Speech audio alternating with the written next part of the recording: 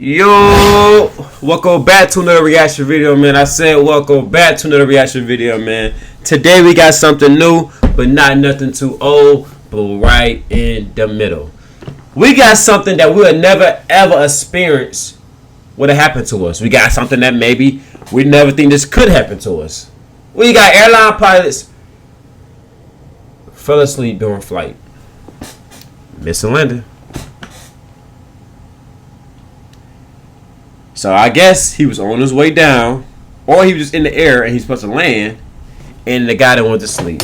Now, they have autopilot and stuff like that, but no, hell no. That's why sometimes I don't trust planes, because look, you putting your whole life into a guy just like you. If he just one day just wanted to say, man, forget this, I'm depressed, I don't like my life, he killing everybody. Everybody gone. So, but I still use plane because I'm not driving nowhere, and I'm damn sure ain't taking no ship or nothing. So, my plane is my best get either way. So you just got to be careful, man. Let's see what they talking about though. Don't forget to like, comment, subscribe, if you're new to the channel. Can't forget about that. Damn. Pilot shortages mean many pilots are putting in extra Mamacita into their sleep schedules. An Mamacita, look at them. After two pilots with Ethiopian Airlines reportedly baby fell mama asleep looking thick by the eyes. Let's be serious. Let's be serious. So for more on this, we want to bring in Lindsay Roschke. She's a travel and hospitality analyst let's see what happened. at the global intelligence company Morning Consult. Thank you so much for joining us. So I had to read that headline like twice.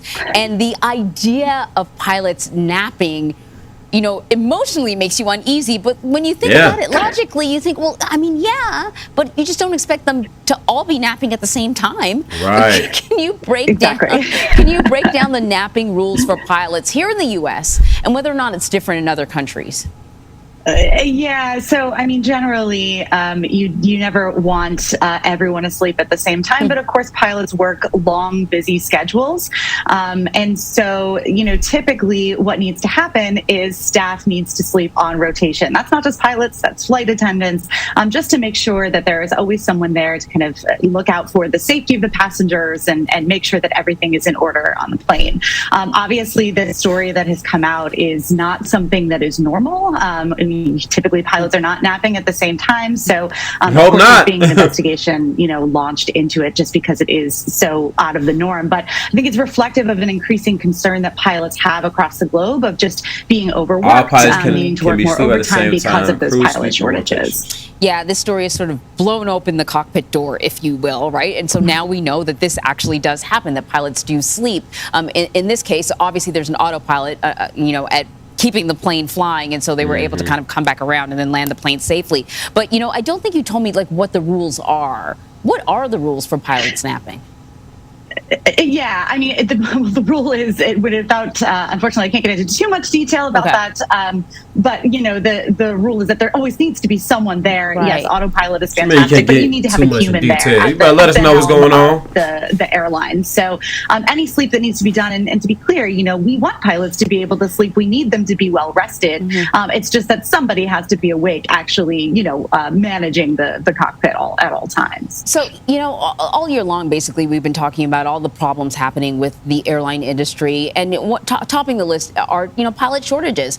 And when there aren't enough pilots, often they are overworked, often they are tired, and so there's been a lot of conversation about how do we turn this around. Transportation Secretary Pete Buttigieg spoke to CBS about steps that will need to be taken in order to sort of address the airline delays and the cancellations and the need for more pilots. I want to play some of what. I don't think the guy should be fired or nothing. I think they're just gonna need to go back to training camp or something, or not even that. Just find a system where they both pilots can be able to sleep and still do their job at the same. Like one should be sleeping, the other one should be driving. That one go to sleep, then the other one drive. Find some solution they can do to help better themselves mentally wise. Should nobody get fired though. It wasn't that serious. Everybody made it down safely and stuff. He had to say. It ain't like he wasn't on autopilot, so that could be done. First of all, making sure if he wasn't on autopilot and then start dropping, they need to be ready with customer service. Okay, so I don't know what your take on this is, but you're sort of an expert in this area. Yeah, they can hire more pilots, more ground crew, more everyone, but all of that takes time, especially the pilots. So that's not going to be sort of a quick fix. And customer service is nice, but what do you say needs to be done sort of in the short term and the long term to kind of correct what the pandemic brought on, which was sort of mass layoffs and retirements and a real shift for the airline industry? Yeah, absolutely. I mean, to your point, airlines can hire as much staff as they want to hire, but it takes a long time for pilots to be trained, certified. It's not only a time commitment, but a financial commitment to invest for pilots when they're initially kind of, going through those steps. So it does have a long tail, unfortunately, everything that happened during the pandemic. I think, a good example of what does need to happen is actually the news that just came out about British Airways canceling 10,000 flights and Heathrow capping passenger capacity. That's not what we want to hear as travelers, but at the same time, kind of cutting back on some of those routes and tamping down expectations of how many flights airlines are actually going to be able to actually execute will help to avoid those last minute delays and cancellations. So in the short term, it might make flights a little bit harder to come by, maybe a little bit more expensive, maybe a little bit more crowded, which of course is frustrating to hear as passengers, but it will help to deter those, showing up at the airport and finding out that your flight is canceled types of experiences, which are, worse than the alternative. Yeah, that's so true. And there's nothing customer service can do when you're livid about something like that. That's right. I feel really sorry for those people. Actually, they probably don't get paid enough. Lindsay Ross, it's a tough job. It is a tough job. Thank you so much, Lindsay. All right, y'all. That's all we got for that video. Let me know how you would have felt that you was in that situation on the plane and you found out your pilot don't want to sleep. Me personally, as long as we got there, I don't think I'd be that mad, man. It's not that serious, man. But I love you guys. Catch y'all in this video. We out.